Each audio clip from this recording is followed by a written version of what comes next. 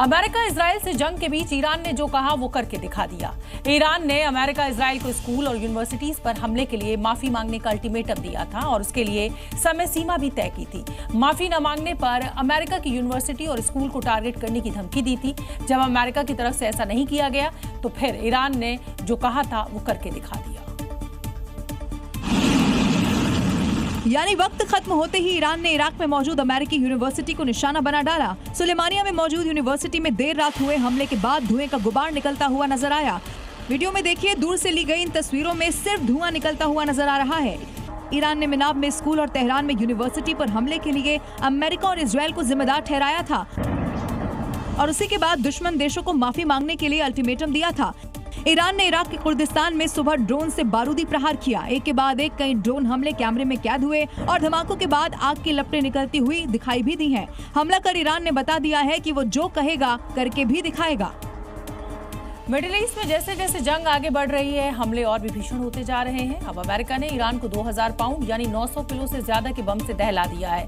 Super power America का यह हमला ईरान के इस्फहान पर हुआ, जो ईरान के लिए सबसे अहम जगहों में से एक है और यही परमाणु संवर्धन से जुड़े ठिकाने भी मौजूद हैं।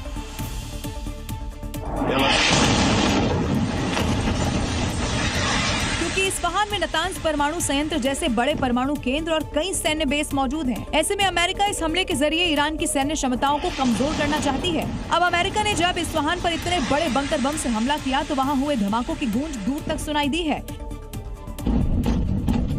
इस्फहान में एक बड़े हथियार गोदाम पर हुए हमले से जुड़ी हुई जो तस्वीरें सामने आई वो बता रही हैं कि अमेरिका ने कैसी तबाही मचाई है। धमाकों से आसमान लाल हो गया, आग और धुएं का गुबार दूर से ही दिखाई दे रहा था।